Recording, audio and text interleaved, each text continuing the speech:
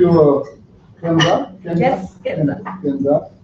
And then, ladies and gentlemen, thank you for coming this very windy, cold Sunday morning to attend this session. We are very grateful. My name is Ayub Bajan. I'm the Director of Program Division in UN Habitat in Nairobi, Kenya. And then I'm asked to contribute to this debate. The topic that I've been assigned is called Struggle of Marginalized People in Cities. And then I added up the urban divide as a global challenge. Certainly, you know more than any that the urban terrain is a place for struggle. Nothing is free. Everything has to be fought, be forgotten. And even when you get it, you have to fight to keep it. That's the reason why we try to put it in a way that it can communicate to you what in UN Habitat we think about urban divide, what kind of divide we have, and how are we going to handle it within the public policy domain. As I said yesterday, the world is inexorably becoming urban. And then by 2030, all developing regions, including Asia and Africa, will have more people living in urban than rural areas. Cities, whether large or small, whole neighborhoods, city centers, suburbans, or peri-urbans are often offer human beings the potential to share urban spaces, participate in public and private events, exercise both duties and rights. These opportunities in turn make it possible to cultivate societal values and define mode of governance and other rules that enable human beings to produce goods, trade with others, and get access to resource, culture in various forms, riches, or well-being. Cities can be open or closed with regard to the residents' ability to access, occupy, and use urban spaces, and even produce new spaces to meet their needs. Cities can also be open or closed in terms of residents' ability to access decisions and participate in various types of interaction and exchange. Some residents find the city as a place where social and political life takes place, knowledge is created and shared, various forms of creativity and art are developed. Other residents find that the city denies them these opportunities.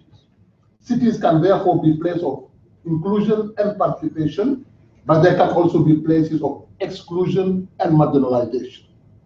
The urban divide today has given us the possibility to realize that cities are also constantly changing. They are not fixed. And they are built, rebuilt, transformed, occupied by different groups, and used by different functions. In the search for better spatial organization for higher return, more efficient economies of scale, and other agglomeration benefits, cities generate various degrees of residential differentiation. In most urban areas of the developed world, the segmentation of spaces for different use is relatively visible, although social heterogeneity and mixed use remain widespread.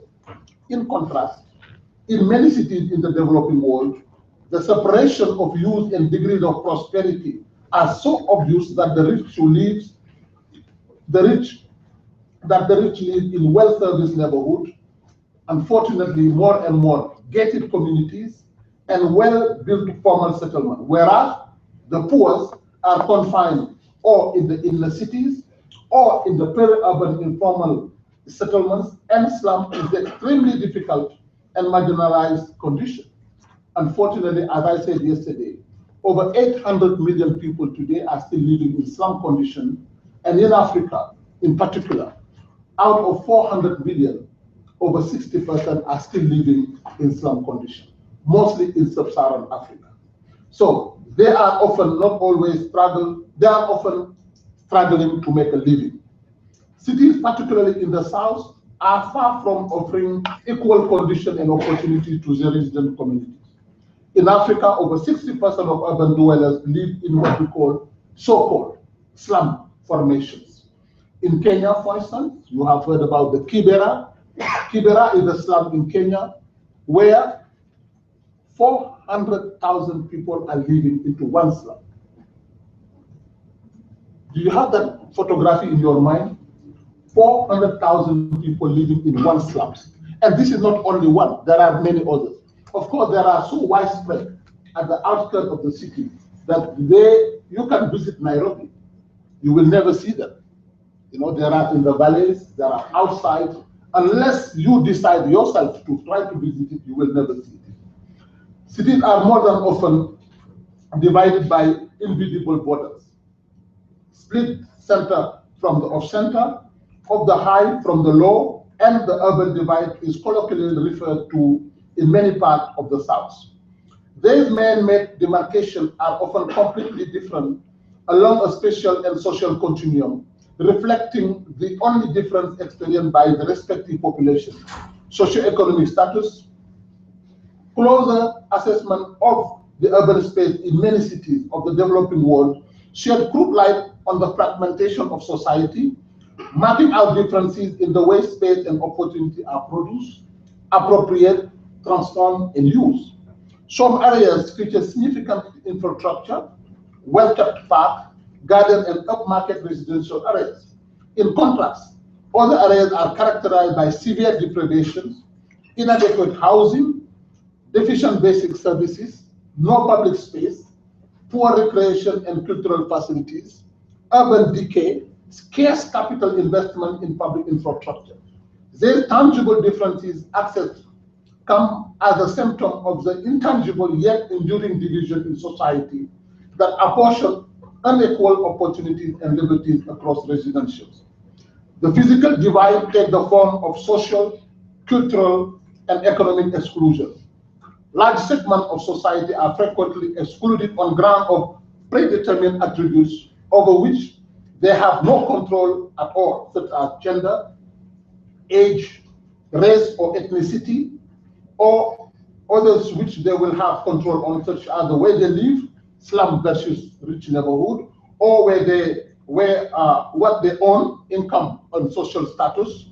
However, this narrow perspective overlooks the actual and potential contribution of marginalized groups to the building of cities and nations, and therefore can only delay progress toward sustainable and inclusive development. The more you exclude part of the society, the more the society is depriving itself for the collective well-being. I don't know if you have followed this newscast last month where a rich country, Nordic, like Norway, was trying to devise a way where everybody would be paid. They are so rich that they can afford to pay a salary to every Norwegian citizen. Is it sustainable? Can they have the resources to go? Of course, you know, it's a very small country of 5 million people. They have accumulated big wealth that they're actually talking about future generation with their resources.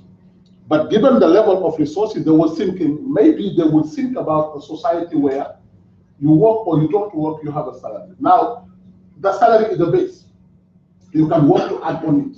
It's not a minimum salary. It's not something like that. But it is a fixed salary for everybody. You work or you don't work. Think about that one. It's the new model of society that what we call traditional welfare state. I'm not sure if it can be sustainable or not. The urban divide is a phase of injustice and a symptom of systematic dysfunction. A society cannot claim to be harmonious or united if large number of people cannot meet their basic needs, while others are lives in opulence. A city cannot be harmonious if some groups concentrate resources and opportunities while others remain impoverished, deprived, and marginalized. Yet, cities are not and should not be the world which human beings created, and therefore the world in which and henceforth condemned to live. Cities are, on the contrary, a vehicle for societal change, places where new values, belief, and ideas can forge a different growth paradigm that promote rights and opportunities for all members of society, based not only on moral and ethical argument, I'm just being with you, sir, but also practical access to opportunity. The concept of inclusive city or city for all encompasses the social and economic benefit of greater equality, promote positive economic outcome for each and every individual in society. I will just give you a small snapshot of cities as a transformative force for development. Yesterday, one of the colleagues, I think it is the colleague who was presenting in one afternoon, was asking the question, are cities the places where poverty should exist? Is cities creating poverty? I argue telling him that cities, yes, is today, if not well governed, is the worst place to live on us. Because if you are in rural places, because in the development theory as such, they consider that the more you are rural, the more you are poor. But that's not true. You know, when you compare urban poverty and rural poverty, just in a kind of nutshell, when you live in rural area and you are poor, you are not poor because somebody has deprived you for the wealth. You are poor because you are living in an environment that creates poverty. So you have a sense of belonging. You have a social capital, as the professor who was saying yesterday. In urban, where you can see everyday wealth around you, you can see the opulence of people living in, and you don't even have something to eat. I think that type of poverty that is linked to dignity and loss of sense of identity and values is something that is even much more dangerous than living in that society. Let me take you to another aspect of this world of today's poverty, slum, and living in slum condition. I said it.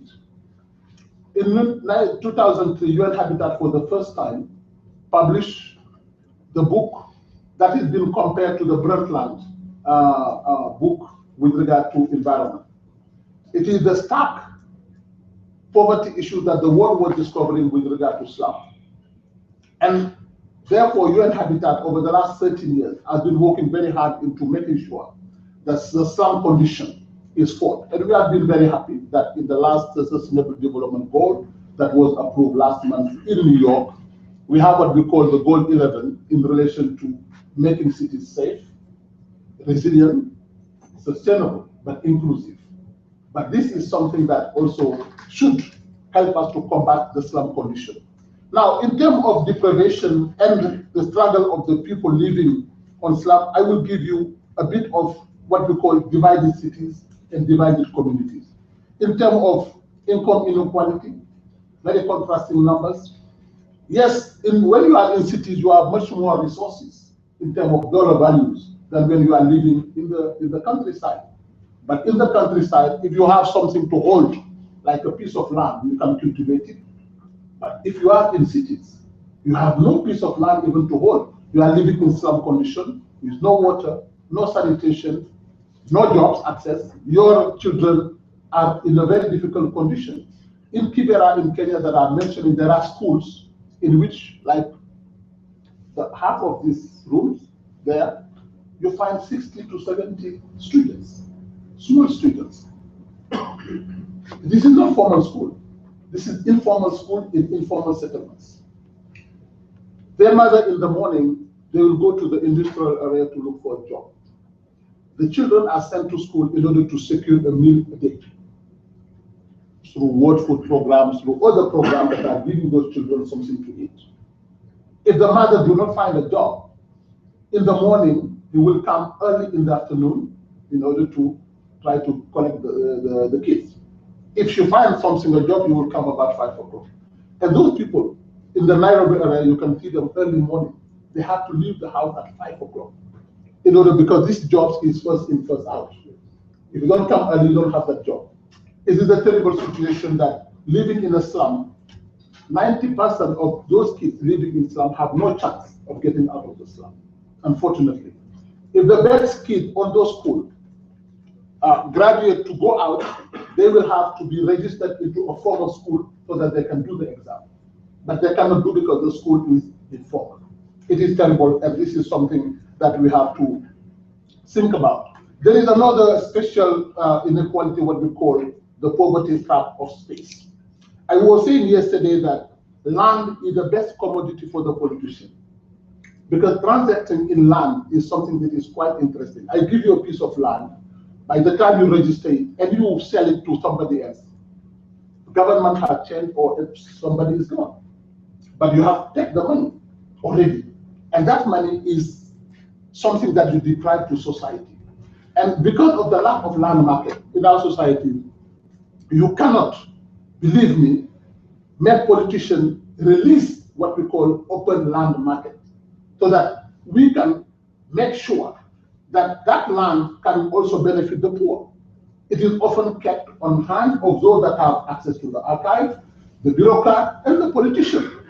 It is the will of a vicious circle in which you don't have land, you want to live in cities, you are compelled to put slums. And we are fighting very hard with the UN Habitat in order to make the land market, and we have a very good program called Global Land Pool Network, working in that direction to make sure that land is available for all people. And there are also inequalities of opportunities. The job market is today something that is making people in developing countries more and more poor. And I think there is also an activity related to responsibility of government entities to provide the space for people to access land, to access housing, and to access basic commodities.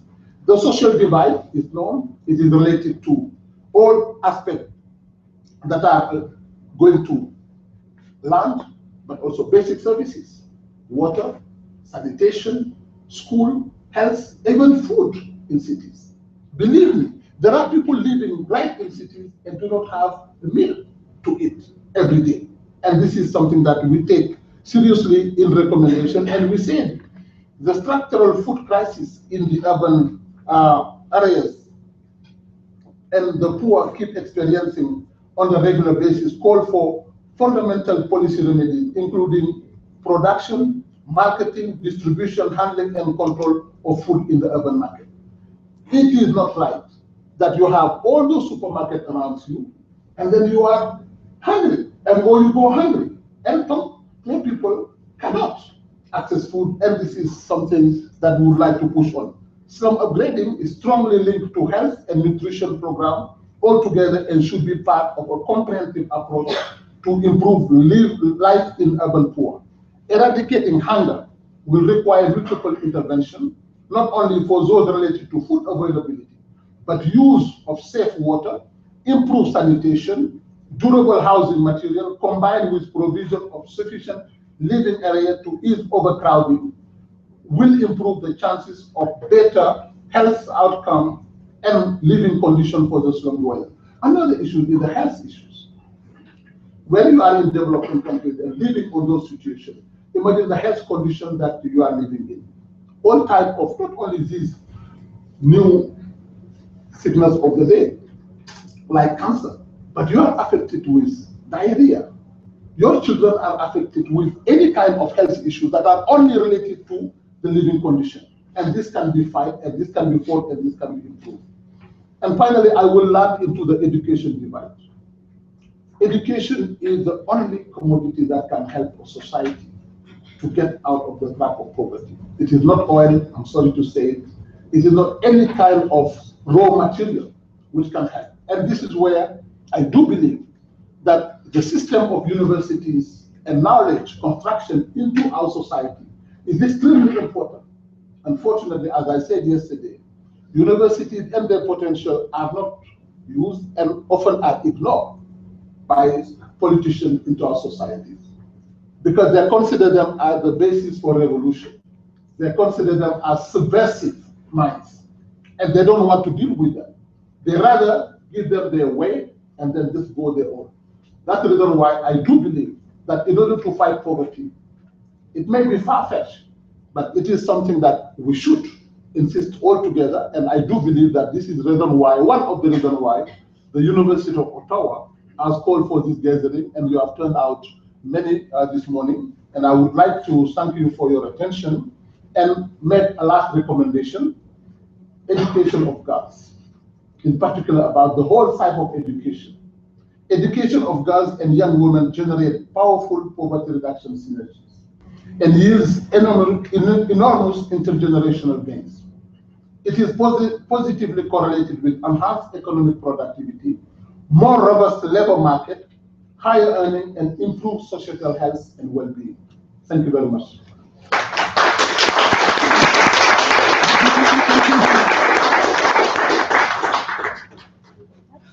So next is Mr. Mahmoud. Yes, good morning. It is a pleasure. I'm honored. Thank you for my friend, also Chao, who invited me to be in this session. I learned a lot from you when I was thinking of the social exclusion and inclusion, vice versa. Perhaps the only difference is that I used to prefer the marginalized people instead of the poor people, because I'm marginalized, helpless, and excluded.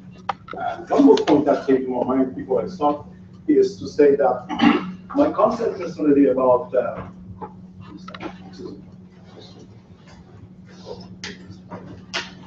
is that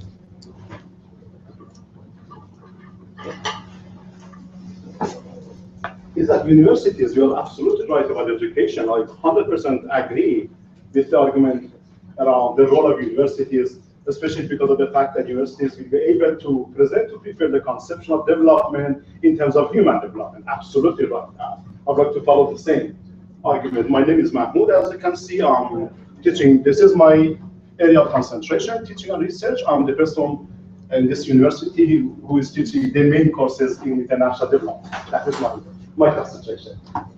Just to let you know that the topic that I want to present is a topic on philosophy or international political theory. That is a kind of unusual topic regarding the whole theme of this conference. Let's see how we can manage it. I want to discuss the relationship between or understanding of recognition of difference as a base for a new understanding of the concept of justice. That's the new perspective that is emerging right now in social and political philosophy. And I try to make a link between, that I want to then make a link between understanding of justice in terms of recognition with the sustainability of development and not sustainable development. What makes sustainability of development? I want to start by this. I'll try to shorten as much as I can because it's a huge topic. So this is the base of contemplation. I took that very old definition regarding sustainability and sustainable development that has been changed. We have almost around 100 different definitions of sustainable development. I decided to start from one of the oldest ones that argues that the right development, or let's call it sometimes just development, is the one that takes a look at the future generations that should come. And I try to make a link between sustainability of development based on that old definition and the recognition of difference. And we had a conversation before we come to this session with gentleman. If you look at, unfortunately, the mainstream approach is in social sciences and humanities are the approaches that favor this. You should be European, you should be westernized if you want to develop yourself. So I'm going to take a position against that perspective to argue that, okay, people have their own sense of who they are. So we have to leave them. We have to leave to them to decide what model of well-being or development they want to follow for themselves. That is the base of the argument that I want to present you. So the questions simply are 3 questions. I know that too much, I understand it, but I have no choice. I have to put 3 questions. So what are perhaps I have to go. So the first question is that, okay, why there are different senses, why there are different ways in the attainment of the selfhood? How different people, how different nations understand themselves in terms of their identity, their culture, different from other nations. And then how we can somehow address the reality of difference, cultural and identity differences effectively. And the argument simply, after okay, for that, the argument simply is that recognition of difference is the key. Is the key in addressing of the problems of slums, I suggest. Those are being marginalized, somehow suppressed, and they're living in some kind of very inferior condition of life. Recognition is the key. And the reason for this is that if we do not recognize difference of the others, indeed, they are going to deny their own identity. So non-recognition or misrecognition of different others, I suggest, is the main cause of injustice. And injustice destroys the whole sustainability of development. I want to play with the link, theoretical link between the sustainability of development and the theory of recognition of justice. Let's just start by this question. I put my slides together around a number of questions. The first question is, what does it mean to say to someone to be different? What does it mean? In a more philosophical depth and understanding, normally we argue that difference derives from the sense of the selfhood. I have my own understanding of who I am because I look at my world from my own authentic original way. And even if you are twins living in the same family, the same parent, the same condition of life, still we are different. Because each of us, based on the very authenticity of the selfhood, or based on the very purity of the individuality of ourselves, we understand our world differently. We interpret our own world, ourselves and the world differently. That is why we are different. I just try to put ideas together around this shape, this diagram, to say that then there are different ways, there are different views and understanding or the attainment of the selfhood, and for this reason, we feel that we are different from others. But to be different from others doesn't mean that we are against each other. We are different, so somehow this difference or equality of difference must be recognized. I would like to play with this idea quickly and shortly and move to the other side and say that if there are different ways in the attainment of the selfhood, of course, we will have different senses of being human and not human beings. There are different terms. Human beings or being human. That is the thing, one of the keys, the clues that makes me different from you, you different from me. How we understand ourselves as humans being a human. And I move down further, what makes me, my identity different from you and so on. In short, because of the complexity of the topic, in short, I want to say that then, although we are all the same human beings, and the sameness has formed the foundation of the universalistic vision of development, well-being, human rights, and all social science and humanities, the very reality of attaining and establishing our own selfhood and the personhood different from the others gives me this the idea to argue that at the same time that we are same persons, we are different persons. So difference derives from the very originality of the sameness, because we are the same human beings. And so based on our own sense of humanity, we understand ourselves differently. And let's conclude it shortly to say that then there should be, I suggest, is my suggestion, that our human beings must be true to themselves. I'm true to myself because I understand who I am and understand how I must define my own relationship with you and how I must relationship with you. So this I person as a kind of analytical, theoretical I, in order to be a practical me, part of a we, in order to be with you, I have to be true to myself. And that gives me the sense to go deep, deep, deep to see how I want to define my own view of the life, my well-being and development. I'll move quicker. Okay, forget about that. What is the source of difference? Or what are the sources of difference, philosophically speaking? I want to say that difference essentially derives from our own original view of the life. And this originality of the view to the life or the philosophy of life derives from the individual autonomy. And this is the base of liberal tradition, liberal philosophy that suggests that there are individual human beings with the kind of capacity, with the kind of authenticity. So the same individuality, capacity, authenticity must be considered as the source of the difference. And I go quicker to the end because I have more ideas to share. So the difference in the attainment of the selfhood is a matter of individuality, authenticity, and articulacy. This derives from Western philosophy of life. The problem is that the Western philosophy of life that has been grounded, created based on this kind of perspective to the life excludes totally individuality and the difference and authenticity of the others. That is the problem in today's social political philosophy. Let's move further down. But I want to say simply that being different is part of my nature. I cannot assimilate. I cannot say, okay, we Canadians must follow Chinese model, or Chinese model must be followed by Kenyan or Ugandans or that kind of nations.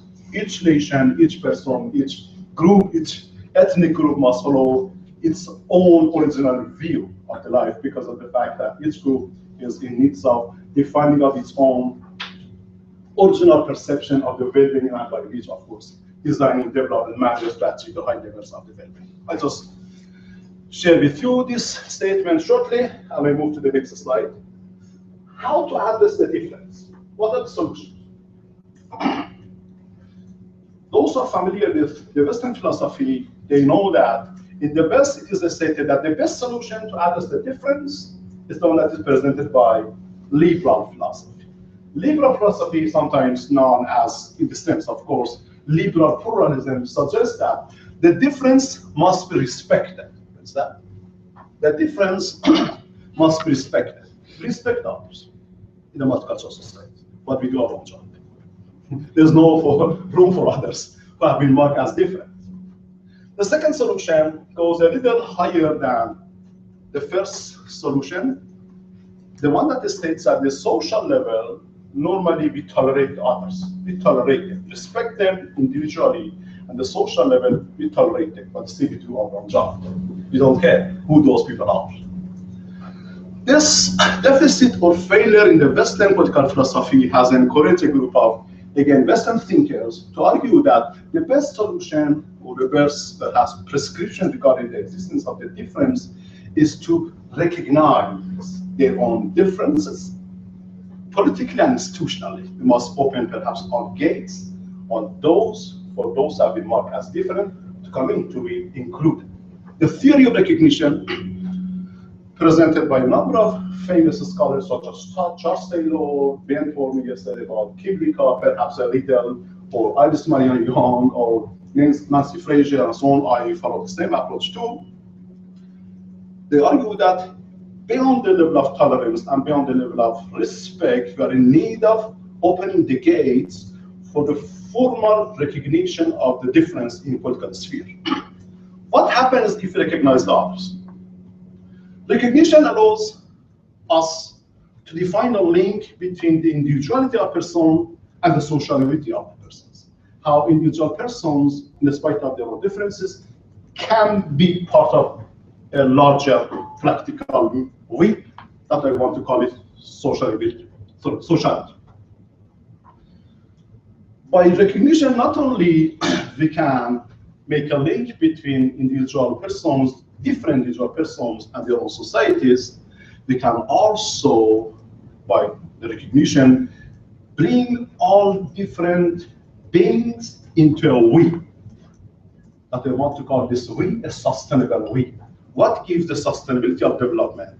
Its sustainability is the creation of kind of rooted we, a we that is defined in terms of inclusion of all different others, those who are living in slums or all different forms of that. I'll go quicker because of time. So, what does precisely mean to say that someone is different in terms of the identity and the culture? I'll just put some definitions in here when I was playing with the slide yesterday. I want to say that recognition is a demand, is a vital need. If it is ignored, the whole identity of the others is denied. Recognition is the vital need, a demand for the acknowledgement of the difference. It should be developed in today's social science and humanities fields to know that we are in need of this. So recognition means indeed being recognized someone by others.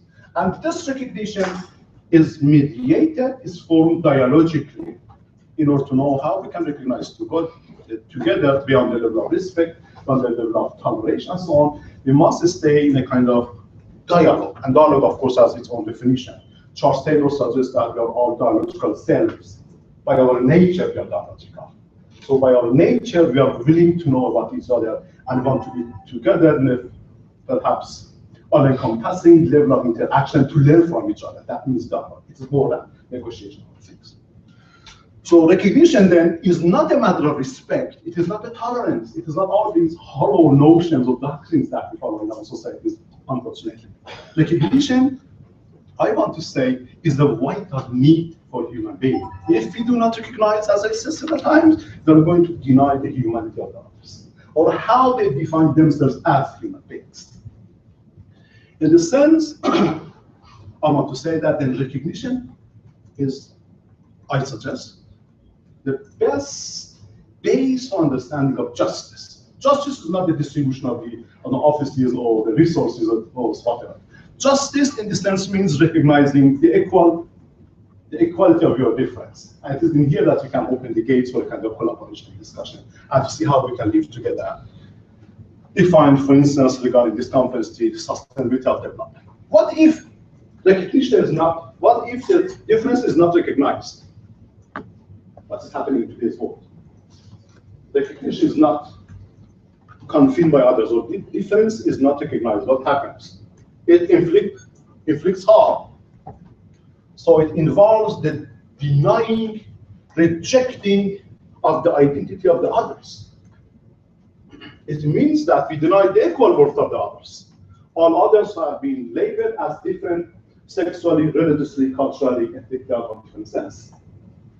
If the difference is not recognized, it means that we totally deny the equality or the equal worth of the others. Others want to portray, to define their own philosophy of life, their own model of development, their own definition of the well-being, etc.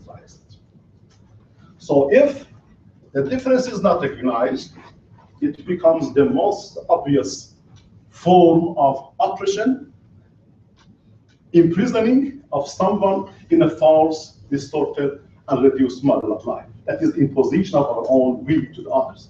To say, okay, you have to follow us. You must be Americanized, must be Westernized, etc. In the social philosophy, coming from Charles Taylor. For this reason, misrecognition, or the worse, non-recognition is the main cause of injustice, and injustice produce hate, hostility, enmity, and all these problems. I go quicker. 2 more slides, 3 more slides. Recognition of difference, dialogically done, results in justice. How can we relate this one to the development? The mainstream development, as I understood in this conference, I added this one last night. The mainstream of development understand development in terms of economic growth. What gives development is sustainability, is to draw on equitability of the socioeconomic dimension of the life, availability of, in terms of the limitations of the environment, also responsibility for the future. I move faster to this last slide and stop. Think about development, and then think about recognition of justice regarding the sustainability of development. I suggest that, as Amartya Sen says, we must understand development as a kind of just development. The genuine development, the original development, is the one that is just. What do I mean by this? If you look at the current understanding of sustainable development, the mainstream view of that, sustainable development is defined in terms of 3 ideas in here. Equitable socio-economic structures, that one please, and this one, because of the time you told me. I want to move beyond this understanding of the sustainability of development, that is the main theme of this conference, and open a new horizon to think about the just model of the sustainability of development, or just sustainable development. Any kind of equitability, socio-economic equitability, I suggest must be grounded based on the recognition of difference of the others. Any view into the future of generations, those are supposed to come, as it is discussed by the models of sustainable development, must be grounded based on the recognition of difference. Indeed, I want to say that sustainable development, simply speaking, quickly speaking, or the sustainability of sustainable development derives from a need to address recognition of difference as the base. And it is the way that I want to connect this one with the conception of justice. And the last sentence. Recognition of justice inspires us. It is, I suggest, very helpful for us to delve deeper into understanding of what makes development sustainable, and how this, I suggest again, following Amartya Sen, how this must inspire the policymakers or the managers to think about the sustainable development. Thank you.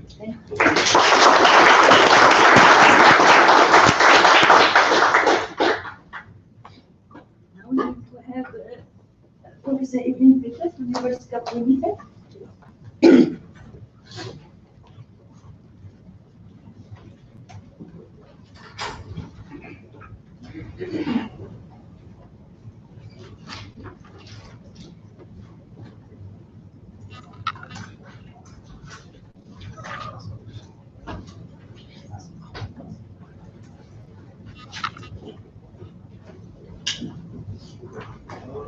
Good morning, everybody. I'd like to thank the organizers for inviting me here today.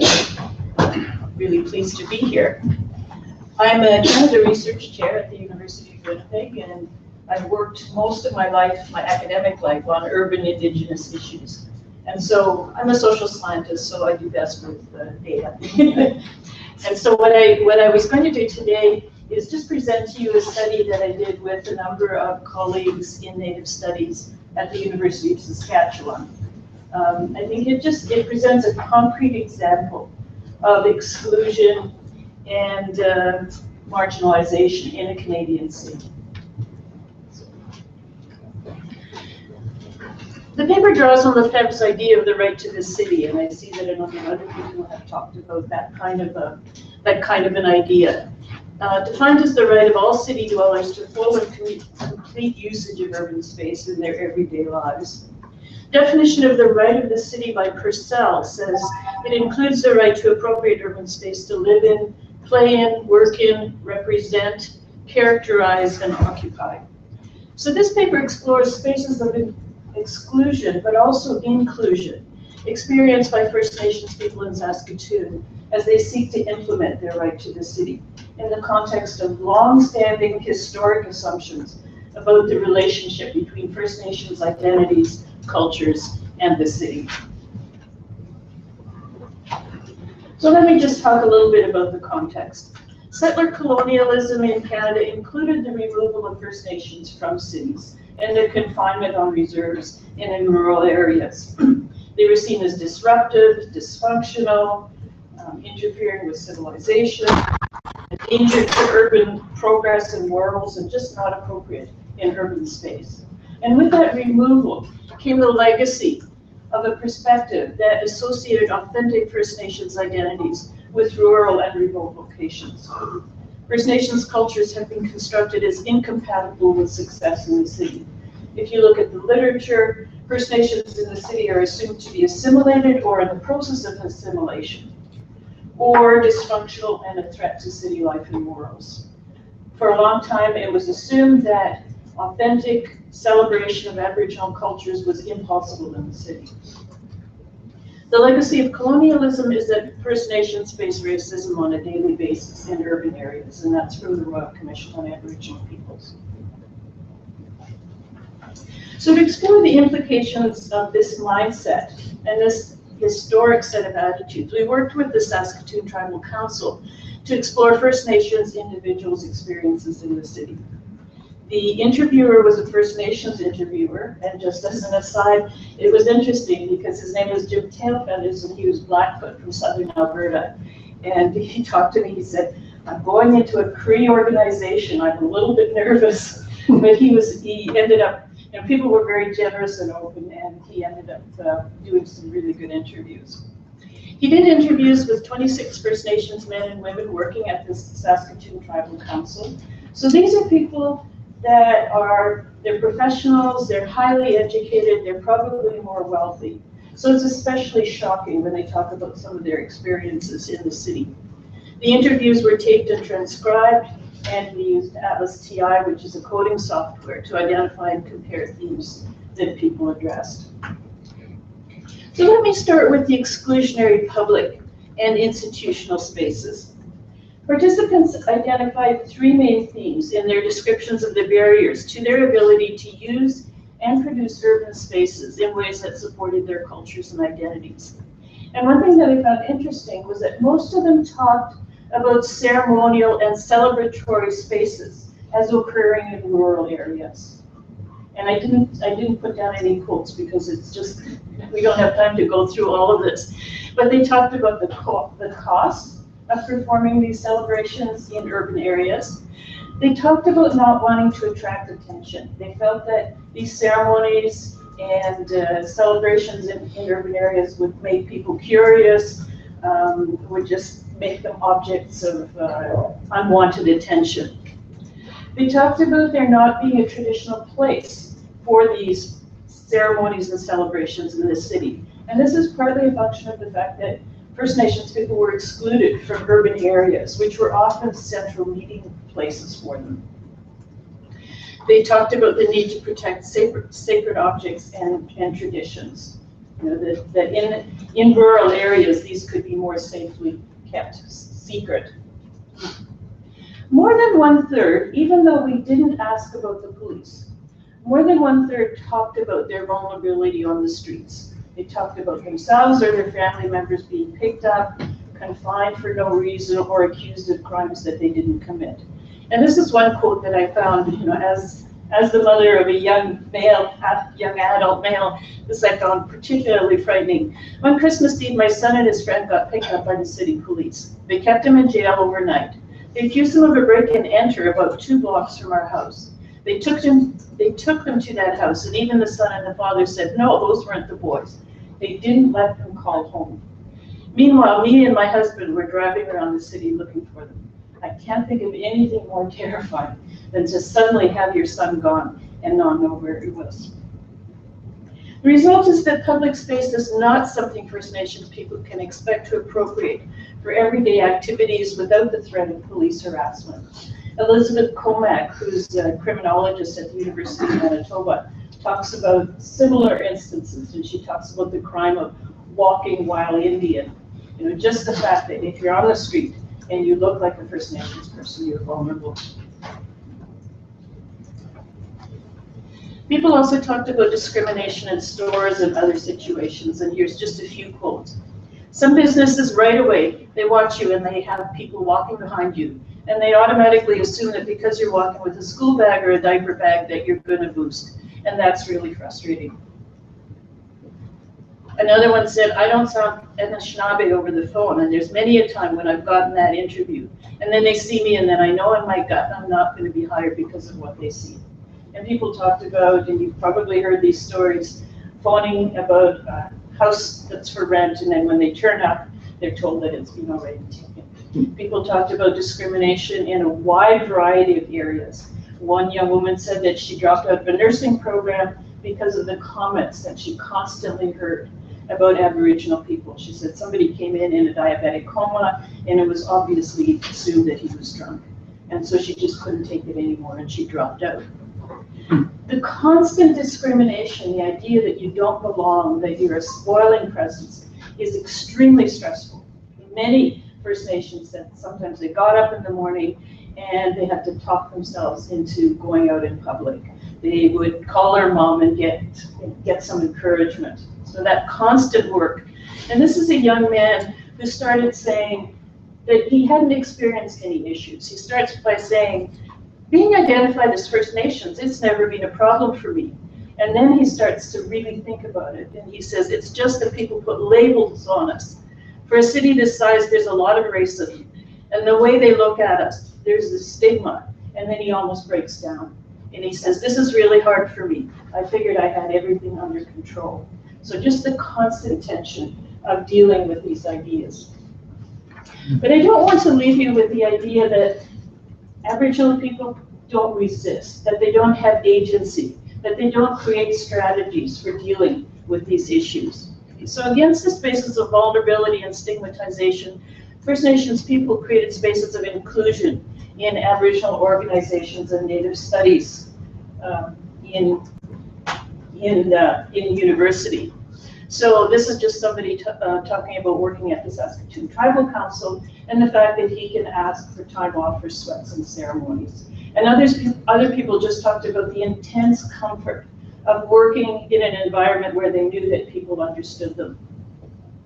Another young man found that being in university gave him a chance to access cultural protocols and history. So he said, I started university and I was talking to my father and asking these cultural questions. So he asked me, where are you learning this from? I said, I have this white professor that's teaching us Indian studies. He laughed and said, that's a sad day when a white man has to teach you your culture. And he started teaching me protocol. So just being in Native studies opened up some of this history. And he found out that his father was very knowledgeable and had a lot of experience, but just hadn't been talking about it. And other students said that they found, similar groups of Aboriginal students and created a place of welcome in the university. Other spaces are more private spaces. People tended to limit their social networks. So one young woman said, I basically mostly stick with my own kind, with First Nations. I don't have too much to do with white people unless I'm applying for work or something. And another young woman said, there's a sense of community in my mother's house. So people create sense of community in a relatively hostile city. We still practice a lot of visiting every day. Okay? And like Bell Hooks, who says that Black people in the States find places at home where they can rejuvenate themselves, where they can define their identities and gain strength. First Nations said similar things. They said that at home they could teach their kids their culture. My kids know what to do at feasts or ceremonies. When they see an older person coming into the house, they'll get up off that chair they're sitting on. Okay, and so she was proud that her kids knew how to deal with elders and how to act in ceremonies. Another person said, we got our smudge stuff hanging on our walls. I'm private though. I don't go around preaching to everyone how I practice my culture. And another person, I couldn't put the whole quote in because it's so long, but he said they meet in their house, Soto and Ojibwe and Cree, and they practice their ceremonies with each other and learn about each other. And so they're creating new social forms in the city. And then there's the micro spaces of language and cultural interaction. The sheer pleasure that people got out of talking their Aboriginal language. So, but I try to teach my kids my Soto, what this and this means, and when they pronounce it, it's pretty, it's enjoyable. So he really enjoys speaking the language, watching his kids speak the language, and just creating a micro space of cultural inclusion. And then another young man says, a lot of the time I'll identify myself from my language. So somebody comes up to me and starts talking Cree, I'll respond in Cree. A lot of times the elders will say something to me in Cree, then I'll respond in Cree, and that kind of puts me at ease. So again, the real enjoyment of sharing your language and creating this micro space of being with somebody else that you know is like you. So this is just a summary, but I thought I would also talk a little bit about some things that can be done. I mean, clearly this is a long-standing problem. The city of Winnipeg, if you remember, Maclean's magazine a while ago said it was the most racist city in Canada. And so people started talking, what do we do about this? And the mayor, who's Métis, took it on and said, we need to do something about it. One of the things that was done was a young filmmaker took pictures of Aboriginal people, and on top of the one picture put all of the racist things that might be thought about them, like gang member, murderer, thief. And then right next to it, a picture of that person smiling and a description of who this person actually was. An artist, a student, a father. And so the city of Winnipeg fostered these across bus stops and public buildings. And I think it's a first.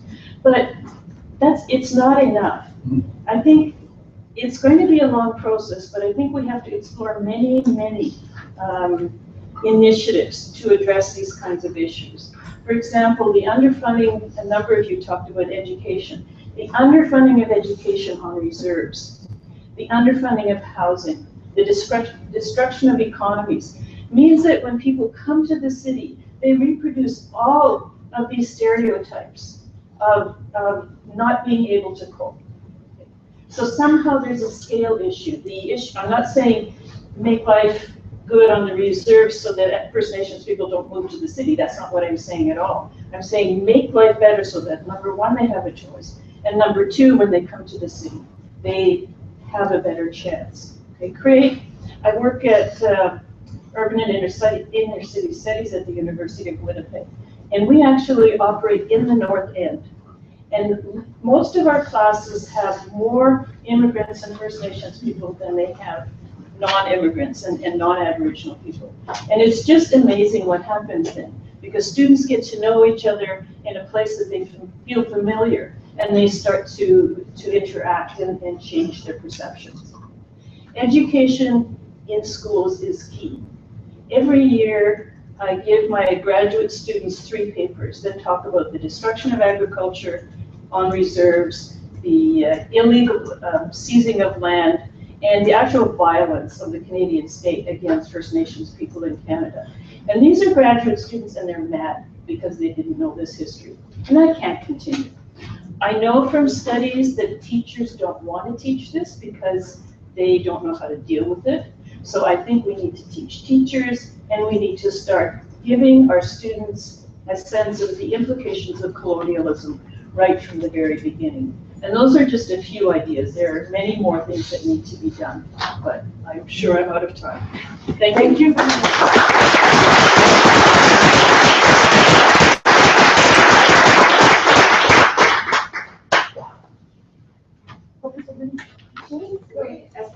You want to stand up for 2 minutes? No, that's fine. You can stand up if you want. Thank you. I'm very busy. So, how do I connect that? Yes. Yes, I do. Yes. Yeah.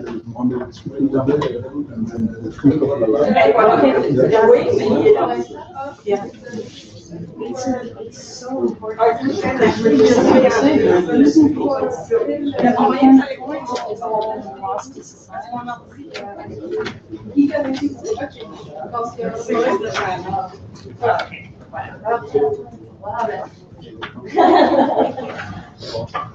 Alors, bonjour à tout le monde.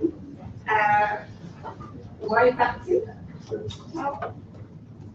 Voilà. Je voulais le remercier pour cette magnifique conférence et particulièrement remercier toute son équipe de jeunes qui nous font une conférence qui roule malgré un horaire extrêmement chargé. So, good morning to everyone. As I'm not a native English speaker, so I'll have to read my text, which I don't like, but otherwise I won't speak fast enough. And there's also another issue here. Kenza said 15 minutes. I first prepared for 15 minutes, and then I received instruction from Uwa saying that it was 25 minutes. So I packed my things like a professor. I have material for 1 hour, and now I'm going to try while I go. But Now shrink again. so I have a first question, and after what Evelyn has said, I'm sure you will be less shy to answer. Who have not much idea about what is the Indigenous situation in Canada? You all know about it.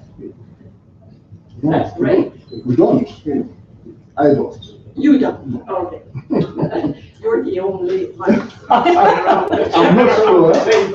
I must say that when I started to work with Indian lands, I had no knowledge. I was like what you were describing. I was shocked when I learned things about how we treat the First Nations in Canada.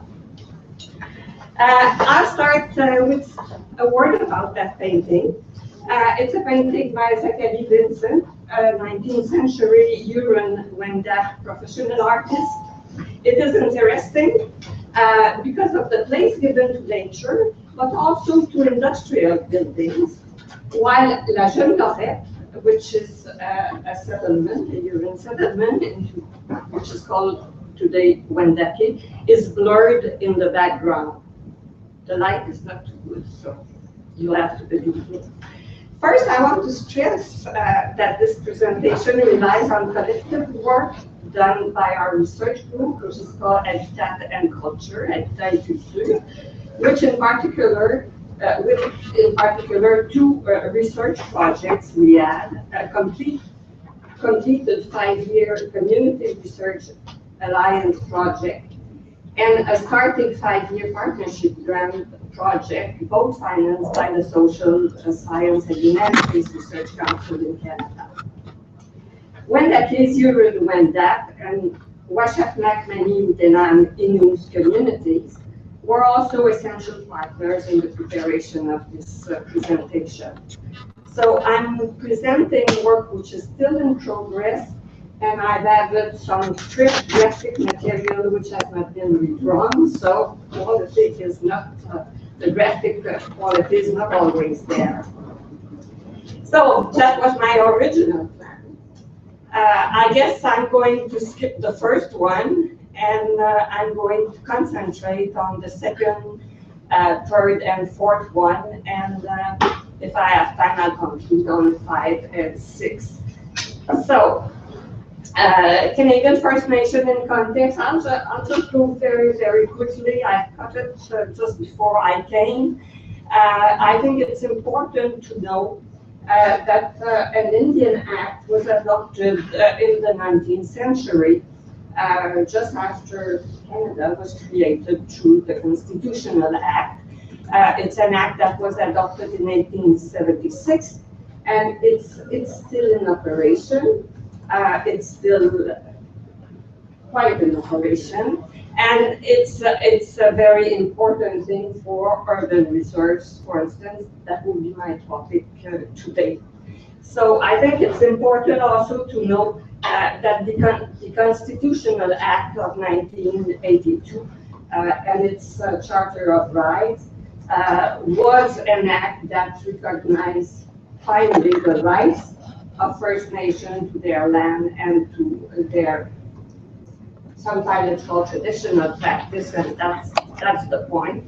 Who defines what's a traditional practice, and does it enclose Aboriginal people in reserve, in rural areas, and in, I mean, the Supreme Court at some point had a tendency to describe what Indian was from that point of view. And that may be dangerous because culture is an important situation and it was dynamic.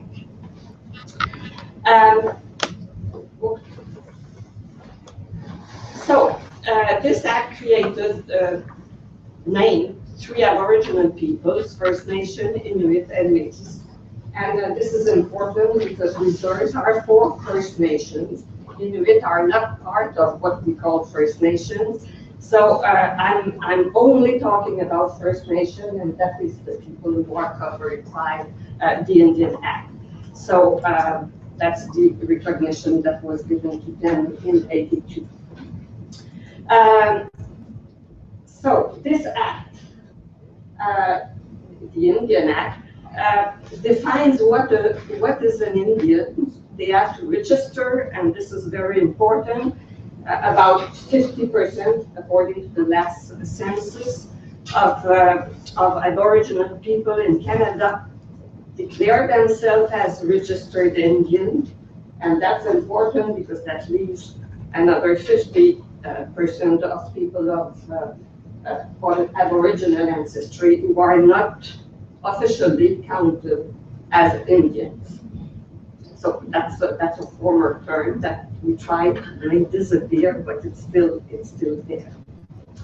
It's important to know that this 55% of registered Indian live on reserves, and these reserves are very numerous.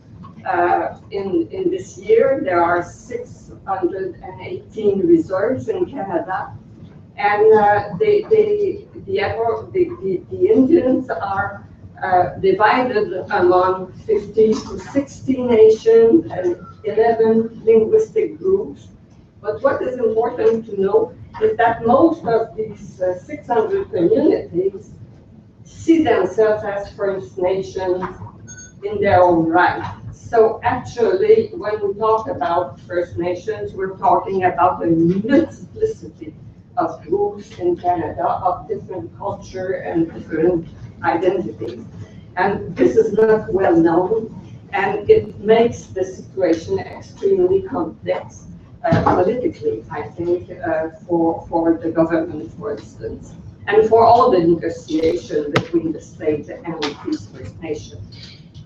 Finally, I think it is well known now around the world that First Nations score very low on all socioeconomic indicators, and this is a representation of the fact that First Nation children live in poor families at a rate that is much higher than any other segment of the Canadian population.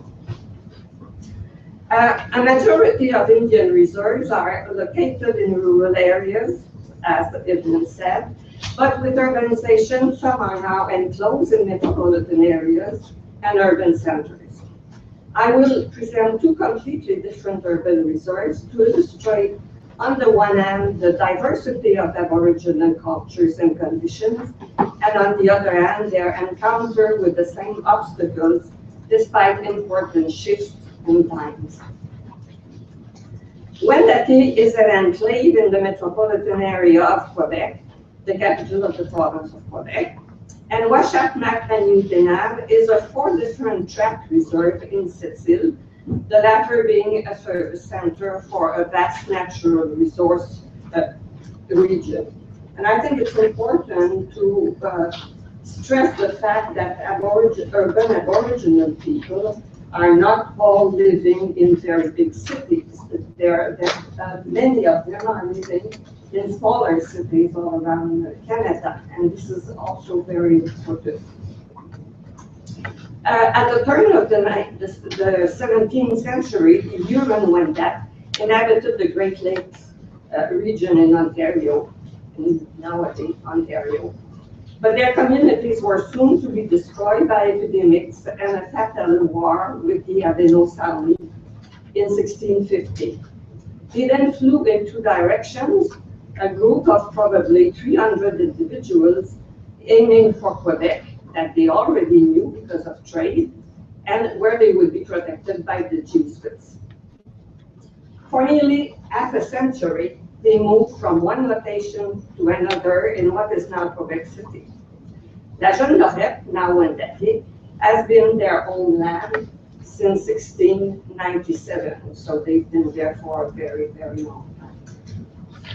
Traditionally, the Hurons live in villages and long houses inhabited by many families related in a matrilinear way.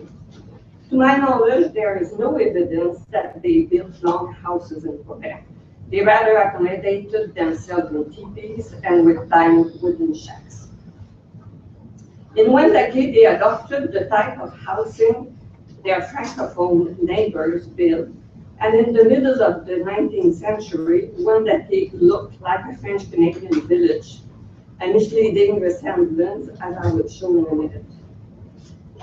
As for their houses, their clothing, production tools, everything resembled those of their neighbors, although the Hurons, having their own artisanal production and trade, were also different. If, in terms of appearances, Huron houses look similar to their French-Canadian neighbors, the old Wendake has a very peculiar fabric, urban fabric, that expresses a particular social logic of space. Indeed, all houses are looking in the same direction. In today's term, we would say the houses are all built on the rear lot line, and the space in between the houses is all collected and people would circulate in any direction. And this pattern is still very present in the old Wendake. With the growth of Wendake's population, the reserve was progressively expanded in the Second World War, after the Second World War, And as Quebec City's population itself increased, Wendake became inserted into the suburban north of the city. The post-war expansion hardly differed from neighboring suburbs if one discounts the stop signs that are bilingual French and Wendat. And Wendat is an extinguished language now since the end of the 19th century, but there's a project to revive the language, to recreate it. Today, despite injustices suffered, Wendake is a prosperous community, and Huron-Wendat score on average better than their neighboring citizens in terms of most socioeconomic indicators, whether it's employment, median income, education, and so on. They also express a strong urban cultural identity. Their early urbanization was no doubt a favorable factor in this success. These three maps show tracts of land that the Huron-Wendat reclaim or are still reclaiming. The top two maps show three possessions that are historically known to be theirs. The court having recognized one of them for which they've recently been compensated. So that part, even if they're successful, even if they've been part of the urban community, they still have been stolen land all the time, and they still have to fight in the courts to get compensation. Today, let's now look at the Inuit stories. This people was nomadic until very recently, so it's a very different story. With no formal collective decision structure, their land, the Litescan, was divided between families into hunting and trapping lines. Families would meet in the summer on the coast at the estuaries of the rivers they used to access their territory during the winter, thus forging different bands. So there are many Inuit bands. This is where the missionaries, as well as interested traders, went to meet the Inuits to trade fur. Under pressure from the church, farmers, and natural resources sector, in 1851, the Lower Canada Parliament adopted an act to create Indian Reserve land, as it had been the case in Upper Canada for a long time. Authorities and the church then coalesced to bring together and settle nomad Indians in large reserves, where it was thought they would have resources to self-support. And in the case of the Inuit, the church chose Pessamit, which was very, very far away from their usual communities. Inuit bands from two, in the case of one sector in particular, Inuit bands from two estuaries surrounding what is now Sept-Îles attended a trading post created in 1673 in what is now today's Washat. It was moved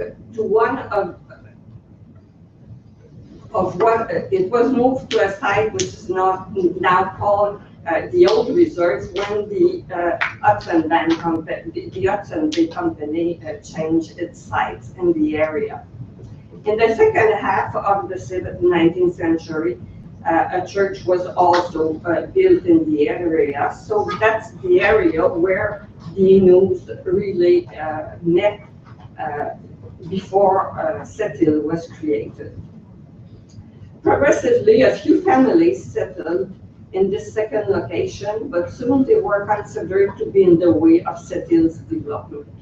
A plan was then made to move the band from Sainte-Marguerite and Moisy estuaries, respectively west and east of Sept-Îles, as well as those settled in the Old Reserve, to a new official land, reserved land,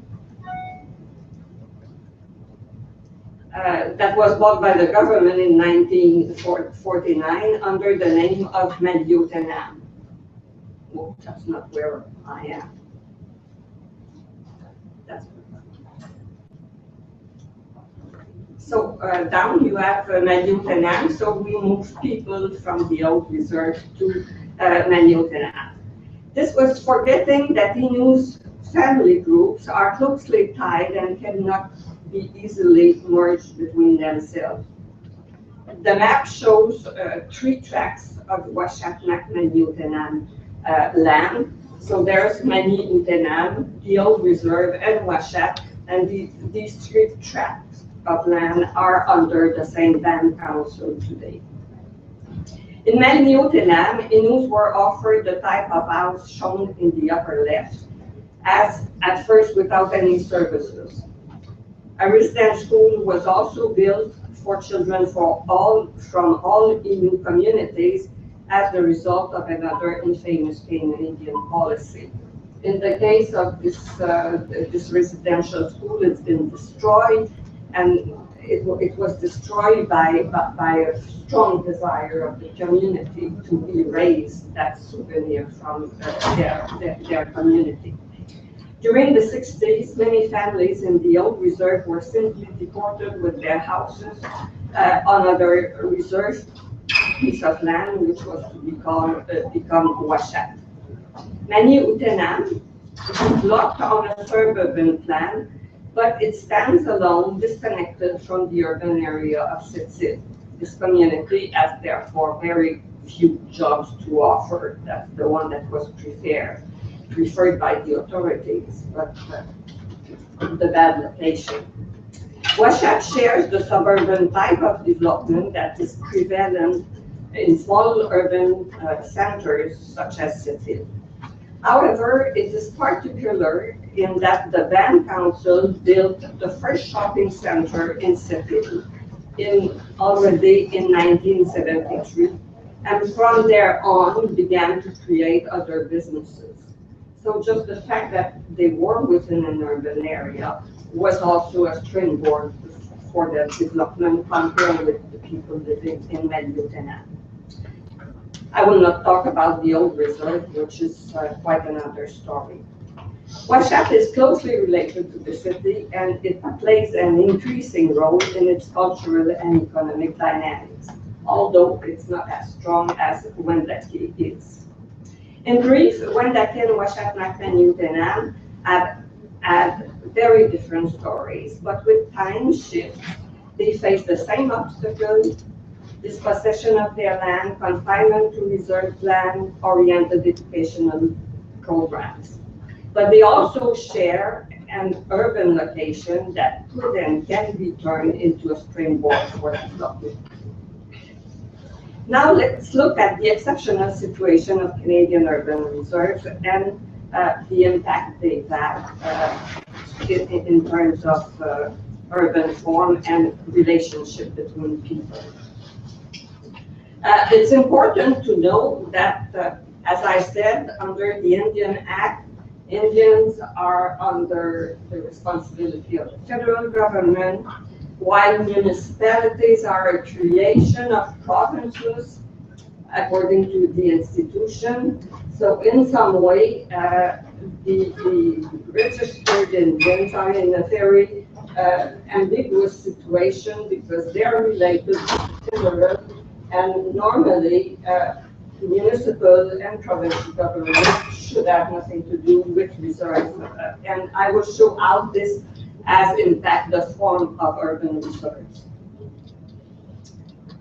This is the representation of the reserve in the development plan of Quebec metropolitan area, a blank spot. We'll see blank spot everywhere for reserve in municipal development plan and regional development plan. In the Metropolitan Community Policy documents, I found Wendake mentioned only once in the form of a challenge to the economic development of the region, and look how it's stated: the development of a new partnership between regional municipalities, the city of Quebec, and the Huron-Wendake Nation in matters concerning tourism. So that's the position from white people. We are looking at the reserve Maybe they're a good thing for tourist development, but that's the end of it. Same black spot in the development plan of Quebec City. There it's very prominent. The plan expresses, although thinly veiled concerns concerning the demographic growth of Wendake in a forested zone. Obviously, we could, for private developers, we could unzone it, but there's a concern for Wendake. And on the other hand, it appreciates the fact that government funds would be available for the required infrastructure. So funds would come from the federal government to transfer to the city to connect the water services to the new resort. That is not to say that there are no collaborations between the city and the resort. Many agreements exist between the two entities, for instance, for fire safety, water supply, sewers, and so on. But it's still something which is rendered invisible in terms of planning, usually. Again, blank spots for reserve in Sept-Îles development plan, and no mention whatsoever of Washatmak-Maniotenam, despite agreements on various services, as it is the case in Quebec City. Even the urban center particular development plan stops short of the Oak Reserve, despite it being a major urban heritage site. So again, black spots. I do not want to imply here any negative attitude from the part of city professionals and decision makers. I think we're just ignorant. And we should not, obviously. I believe reserves exceptional status is the main course for this silence. However, this situation is a factor in the spatial and physical form of the study reserves, for which Wendake offers telling example.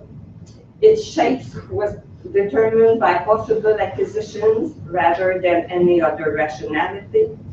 The newest and most important land acquisitions will always be disconnected from the actual reserve, there on the right-hand side of the plan. With its long span of residential blocks looking inward, the reserve turned its back to the city, so it's completely isolated spatially from the city. Here are some, and this is a working document. Here are some of the very strange shapes found in Wendake.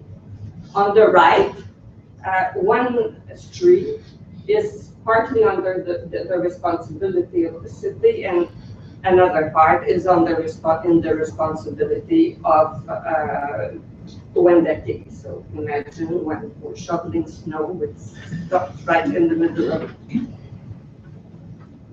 This is the plan for the expansion of Washat. It shows a totally inward-looking development with only two projected connections to its vicinity and a very intricate circulation pattern. In this case, part of this plan is the result of tensions between Inuits and white population of the residential development to the south. Notwithstanding the fact that this development and the future reserve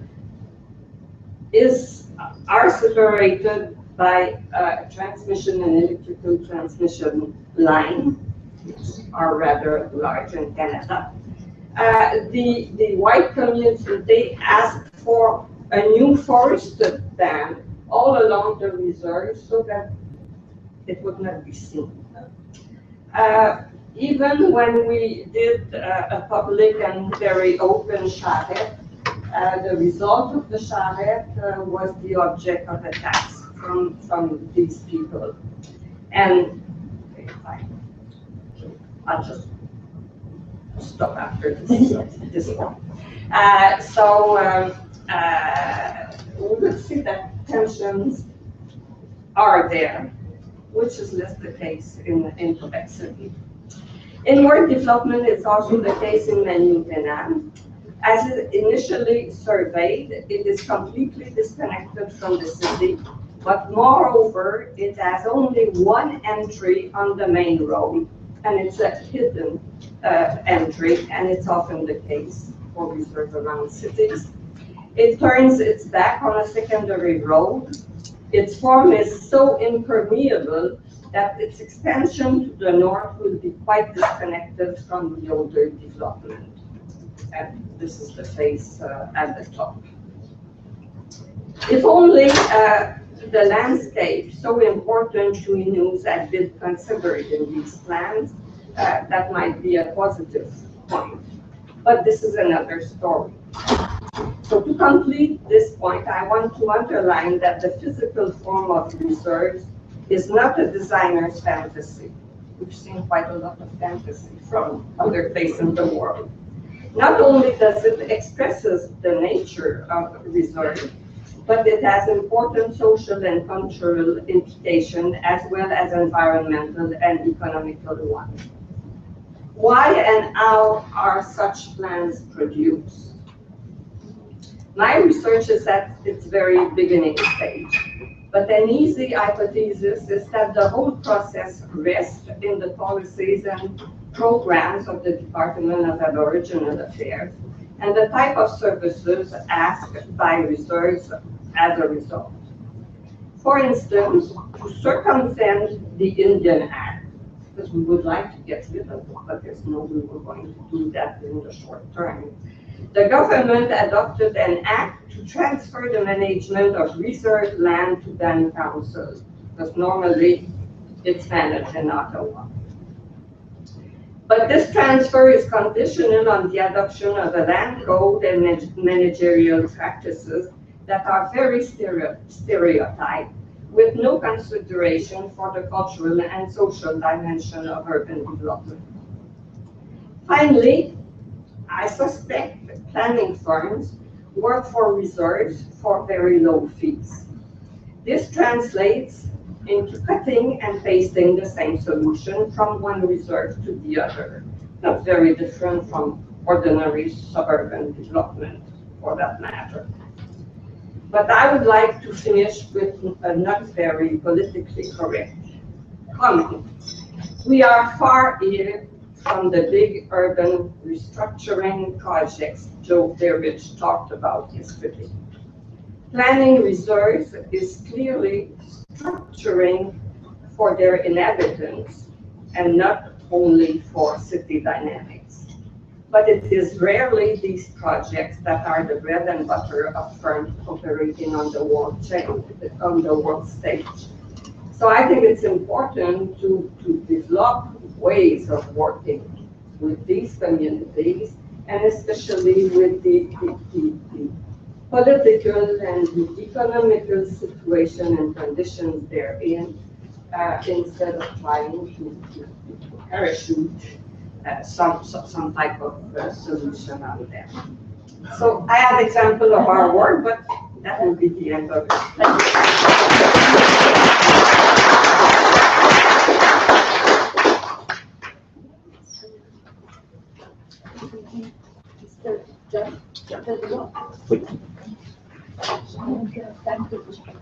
It's not a PowerPoint, I'm just gonna put something up on the website, that's all.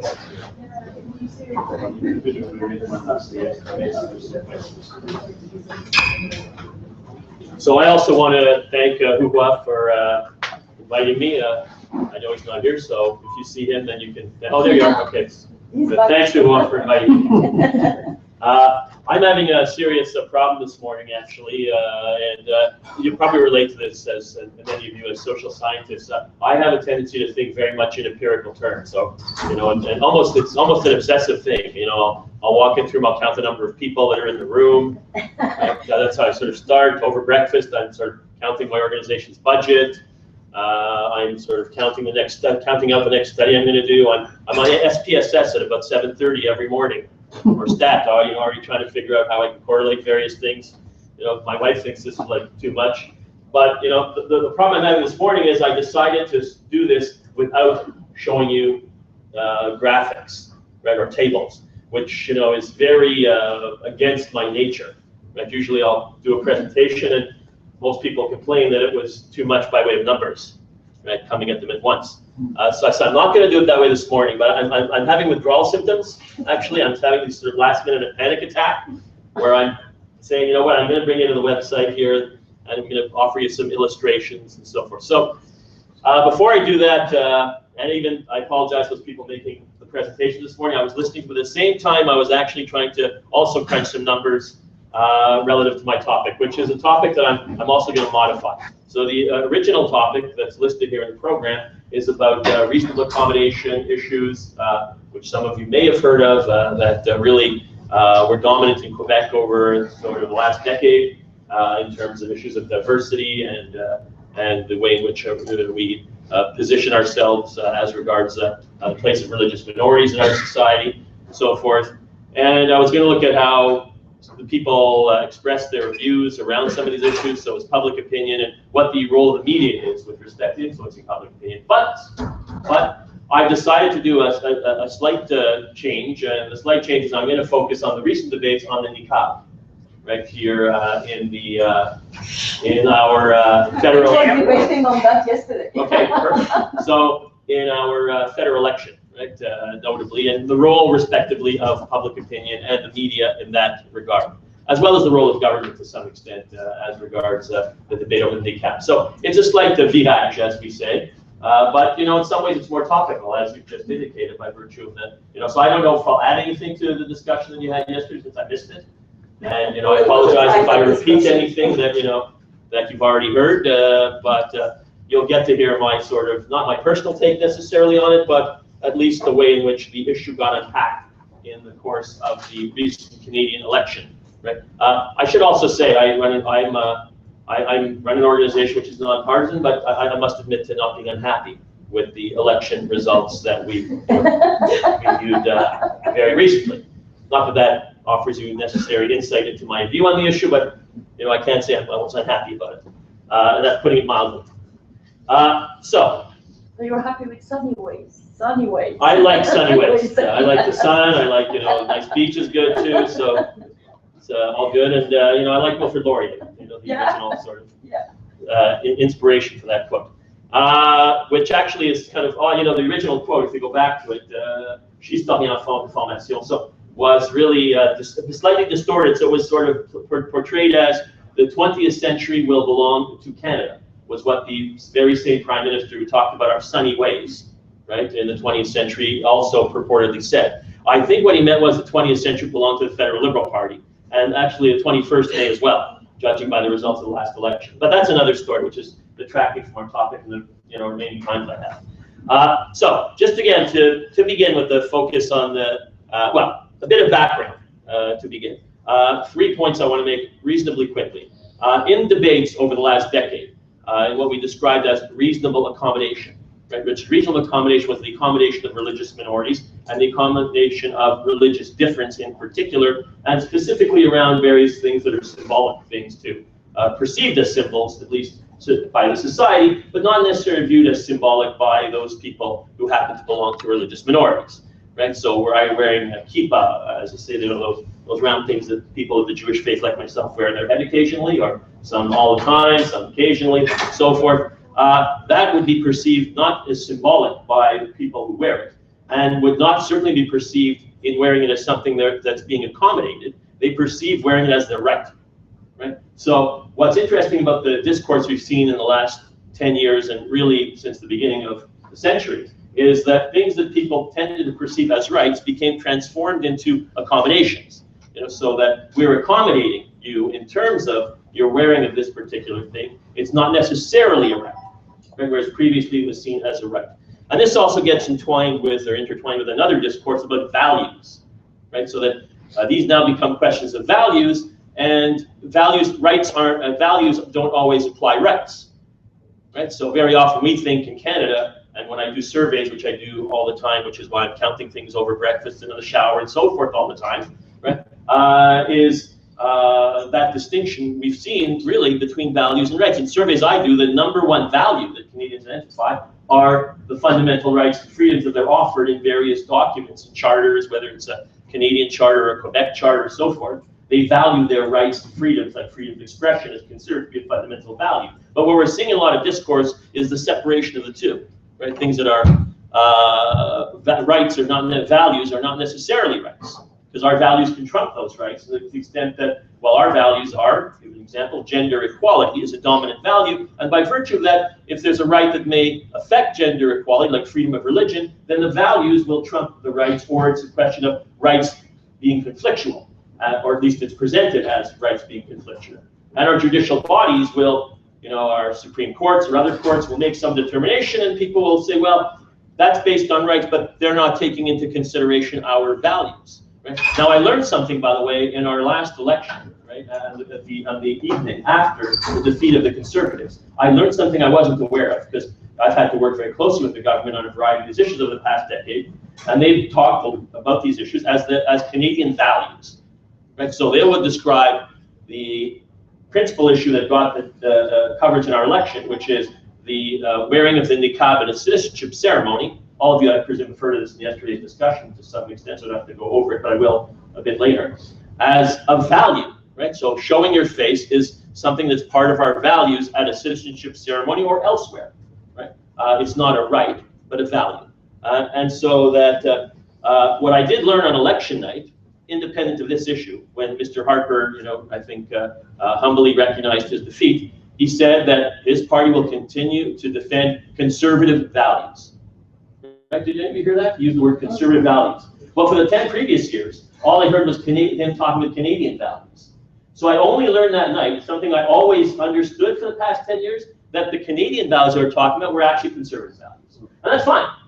I suppose the Liberals will talk about liberal values eventually if they lose, and they'll become Canadian values. They're now Canadian values. But that was something that I wasn't clear about till election night. So, geez, I sound partisan here, right? So, no, but I'm not, no value judgment necessarily. So, now what I did as I was on my phone, just crunching some numbers here, was I looked at a website called FP Infomart. Now, FP Infomart, how many do we have time? I got 5 minutes left. FP Infomart, which is a website that basically reviews for you the media outlets' coverage of various issues in the English, predominantly in English Canadian media. So for those of you who are not from here, if you're at your hotel or whatever, wherever you're staying on campus, if they have something called a National Post, that would be part of the Post Media news chain, which includes the Ottawa Citizen, my hometown paper, the Montreal Gazette, the Edmonton Journal, the Calgary Herald, the Vancouver Sun. They're all part of that chain. And that site also includes the Toronto Star, which is one of Canada's largest or most widely read newspapers. So I did a search. I put the word niqab as a keyword in a search, and that website also permits you, if you're bored and you're obsessed with numbers like me, it also permits you to look at whether the story is neutral, negative, or positive in tone. Right? So niqab, I looked at niqab over the course of the period January 1st to October. That's this calendar year, and what we see is there were about 4,200. That's 4,200 stories that had the word niqab in them. Right. That's about over the 10-month period to close of October, 420 stories, right, which contain the word niqab a month. That's pretty high, I would think, right? If you're reading those papers, people don't necessarily read the whole story, by the way, I noticed increasingly, right? They read sort of snippets of stories, they want to see the tweet, whatever, some of that. But if you're reading the whole story, you're going to see that somewhere in the newspaper, probably 2-3 times, or at least twice a day in one section of the newspaper, over a very significant period of time on average. But I'm weighting this a bit disproportionately. So I looked at the election campaign. Actually, most of those stories, 2,900 of those stories in the election campaign, which was not one of our shorter election campaigns, actually is our longest, appeared in that period. So most of the stories appeared in that period. And the ratio of negative, positive, and neutral was about the same over the course of the year. Right? So it was 62% of the stories where the word niqab was in the story were negative stories, or negative in tone. 33% were neutral in tone, and 5% were positive in tone. Right? I'm actually not sort of shocked by that outcome, to be fair. It's what I would have expected in terms of the way discussion unpacks. But I also put this word hijab in the same search, right? So it's not the face covered, right? It's not the full face cover. It's a head cover, if you like. And the percentage ratio of positive, negative, and neutral were exactly the same: 63, 32, and 3.5%. So not much difference in terms of those particular stories by virtue of whether it's a hijab or a niqab. If I put the word Muslim in the story, by the way, the ratios come out pretty similar as well, right? So stories that use the stories in this chain of papers with the word Muslim in the story, it's about 2/3 negative, right? It's about 25% neutral, and the rest is and about 10% positive, maybe a little more positive, but not much more. So the ratios are largely the same, suggesting that there's an important correlation between niqab and Muslim, at least is the way in which the media unpacks or delivers stories that involve the type of issues where there's perceived to be some, the relationship is clearly made for you when you're reading the story. So that's just what I did as I apologize, the presentations were being really excellent, by the way. If I may say, Evelyn and Denise, I just was not to detract the excellence of the presentations I did, by the way, here, and I could actually tell you what you said despite my doing this. It's the nature of multitasking today. That's the way it is. So now I just want to get into a bit of the data, and here's where I'm having this struggle. I could sort of share the data with you by reading it off for you from my notes and the findings and the conclusions, or I could show it to you, right, on a screen. My gut tells me to show it to you. Right? That's just, this is what I'm struggling with, and that's what I'm getting. Okay. Yeah, I think this is probably the better way to do it. How do I do this thing? I gotta explain it to you. Do this thing, lower the screen. How do je juste descendre parce que je commence machin ici, pareil. Mais je peux le faire là, avec la flèche. Avec la flèche, non. Ici. Mais pas en haut. Ouais, c'est ça. Okay. So these are surveys done that my association has commissioned with the firm Leger Marketing, which is a national firm. Before I show you that, what you're probably looking at, which I probably should have done, because I'm going to share with you what the government. See, the government did a survey as well, the former government, and I'm going to just read you their results because I can go on their website. That'll take me a bit longer, where the government puts all its public opinion reporting, but it'll take me longer. So I'll just read you what their question was, which was probably the question that inspired them to make the niqab such a front and center issue in the course of the election campaign. So they did this survey in March, right, end of March of this particular year. And the question they asked was as follows. As you may know, the government of Canada has issued a directive requiring people to show their faces when they're being sworn in as Canadian citizens. This directive means that face coverings, such as niqabs or burqas, are not permitted during Canadian citizenship ceremonies. Do you support or oppose a requirement that people show their face during Canadian citizenship ceremonies? Right? That's a very long question, by the way. Just by standards of the survey questions, it's also slightly suggestive, right? That it's describing for you. Here's what we're doing. We're banning it. You support it or against it? I mean, it gives you them. So their results were that 82% of Canadians actually supported the idea of the ban, right? Then they asked the second question. This was done by the way, the Privy Council. So it's the Prime Minister, it's the branch of the Prime Minister's office that gives strategic advice to the Prime Minister. Right? So they see 82% of Canadians feel that this should be banned, that we should be banning people who wear niqabs at citizenship ceremonies. Now they asked why. What's the main reason that you support the ban, right? And the main reason, ideally, right, should be gender equality, right? Just right for those of you, if there's the only sort of rationale for this thing, I would suggest is gender equality. You can say it's identification purposes, but you actually are required to show when you get the citizenship certificate, you are required to show your face with a photo and so forth. So it's really an real issue that gets discussed in the public space or by intellectuals and others is about gender equality. But that's not the reason that is listed when you ask people in an open question, as the government did, to say why they feel there should be a ban. The reason they give is it's for identification purposes, security reasons, disrespect for our culture, following our laws. Actually, following our laws is probably not a good reason because actually right now the law, according to the court, says that you can do this. Showing that one adopts Canadian culture. What else? So these are the dominant reasons. That's accounting for about 75 to 80% of the reasons that are being given for why people support the ban. 2% said it discriminates against women, it's detrimental to women, or it's sexist, etc., or whatever. That was only 2% gave that particular answer. The rest were the answers that now we may understand from their other answers that it's against our culture, against our laws, that it's there's underlying that is a gender equality issue. That may be what But again, no, the term gender doesn't come up in any of the open questions, with the exception of the 2%. It's really about showing your face. It's about our culture. It's about our norms. It's about our laws. really about things like that, which the Prime Minister understood. So he very rarely mentioned gender equality, right, in any way. He really was focused on they should show their face and so forth, and so on, and that was basically it. So now let's go back to my survey, right? So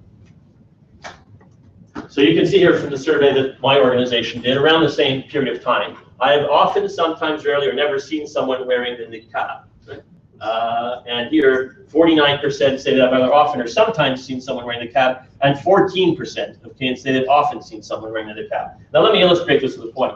I was about 2 years ago. My late father, right, Wed and I went to the shopping center in a place called Saint Laurent.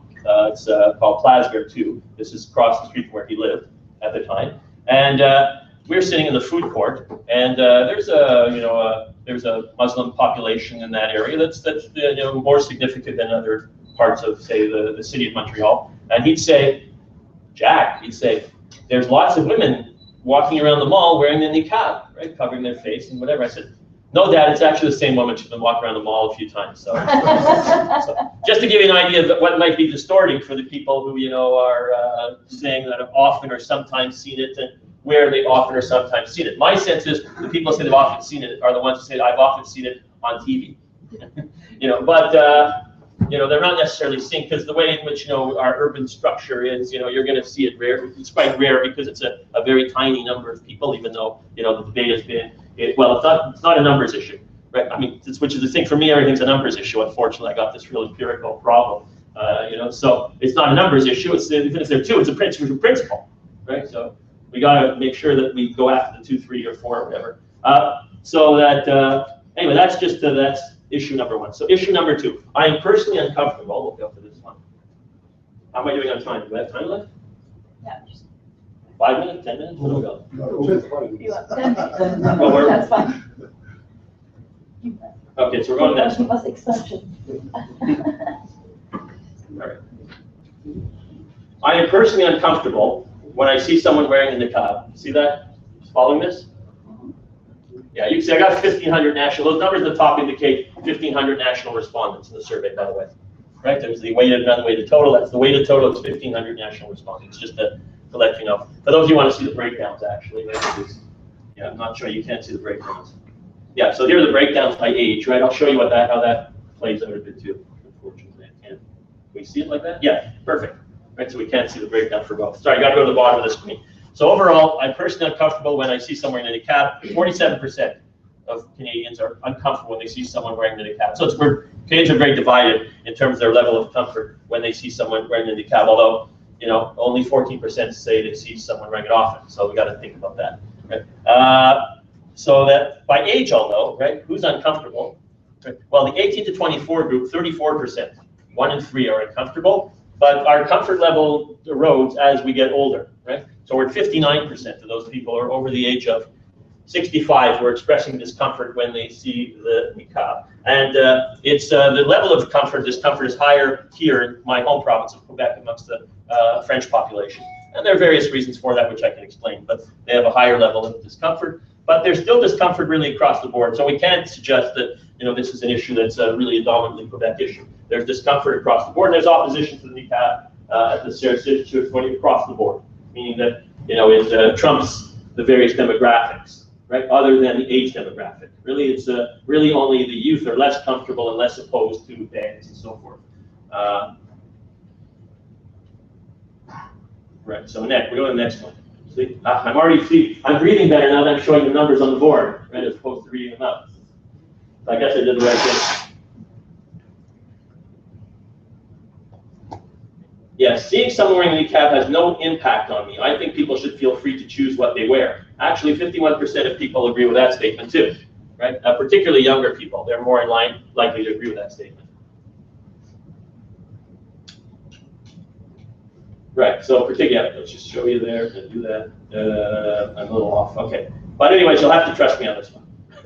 That the younger cohorts, as you can see here, the younger cohorts around here, at 66%, are saying it doesn't matter, it has no impact on me. People should be able to wear whatever they want. We shouldn't legislate those things, in other words. And there's, well, actually, I shouldn't say we shouldn't legislate those things, because they are saying we should legislate those things, even though they don't care what people wear. right? So there's a bit of ambiguity there, right? Which I think, a lot of the media and a lot of elected officials understand the ambiguity. On the one hand, yeah, there should be a ban, but we don't really care what people wear, So it seems counterintuitive, but there's a real gut or instinctive reaction on this issue, right? It's got to be sort of, when it's sort of in your face, the issue, you'll have a different reaction. When it's not in your face, when you're not seeing it or visualizing it in the images, in the way it's portrayed in the media, and by the, if you like, elected officials and by the academy and so forth, you may think about it another way, in another context. Really, I don't care what people wear. So, next. All right. I feel shocked and angry when I see women wearing a niqab. So these are just various ways of framing the issue, right? Like we can frame the question differently, the way the government frames the question, and the framing of the questions are actually crucial in these things. It's nice to know the numbers, but the numbers can very often be affected, and are very often affected by the manner in which the question is framed. So here the question is, I feel shocked and angry, and 1/3 of respondents feel shocked and angry when they see someone wearing a niqab. But again, there's an age gap here between this group over here, and as we get older, we're more shocked and angry about it. Right, 21% is the youngest cohort. We get more angry and shocked as we get older. Right?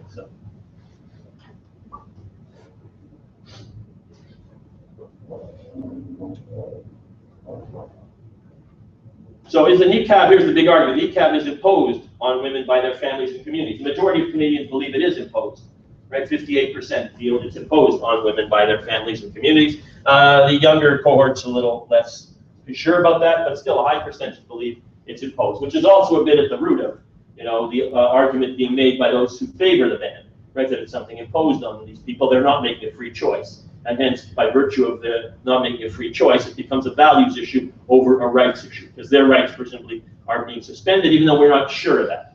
Right? We have no concrete proof that their rights are being suspended, unless, of course, we say, well, their rights are being suspended in countries like Saudi Arabia. But that requires that we transfer the context there onto, the context here, which can have its own set of inherent problems, of course.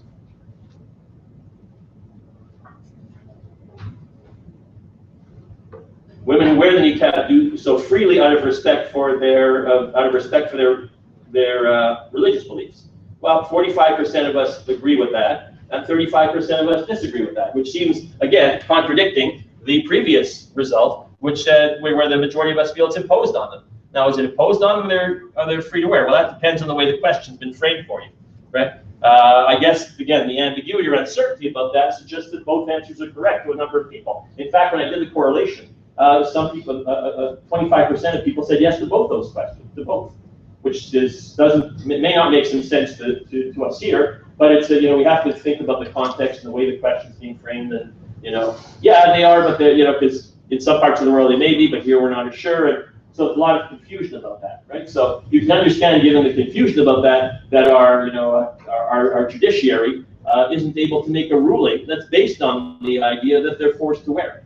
Right, because the confusion suggests that there isn't strong enough evidence to support that idea, right? Because we have to ideally have the people who are being forced to wear it to tell us they're being forced to wear it, but they're happy with that, or they're not happy, but they're fine with that. It's part of their traditional custom, which they're not doing. So the woman who's taking the case to the Supreme Court, right? Although she's won her case with the Federal Court of Appeal in Canada, right, for the ability to wear the niqab at the ceremony, right, for those who were to wear. We did have a court ruling at one of the higher court levels, and the court ruled that it was her right to do that, right? So that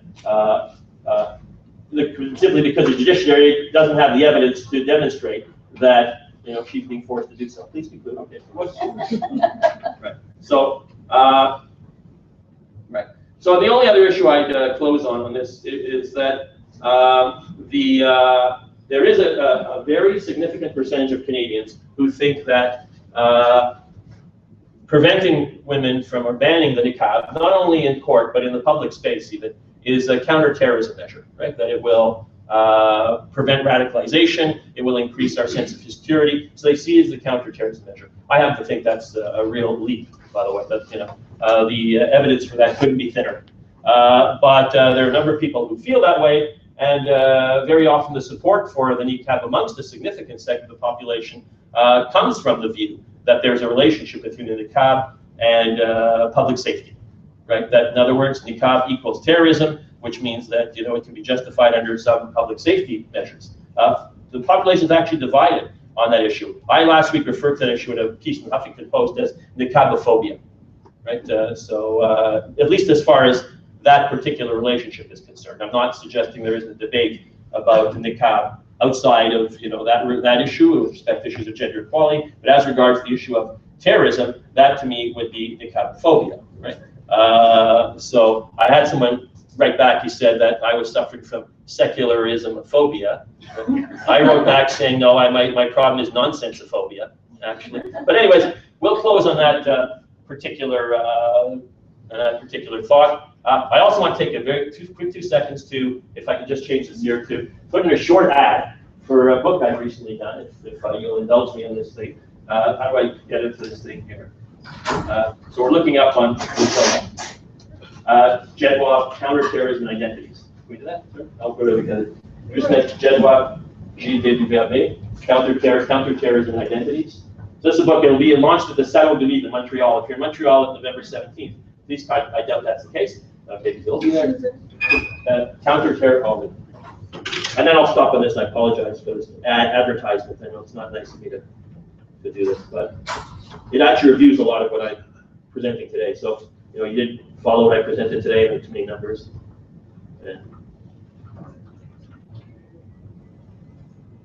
right.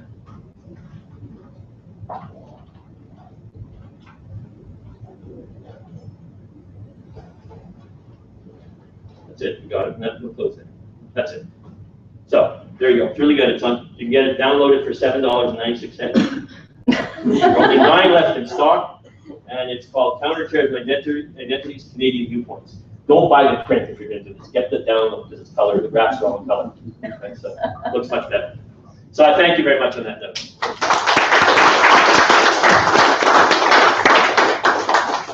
My publisher will not forgive me if I didn't do that, by the way. So some of you will appreciate that.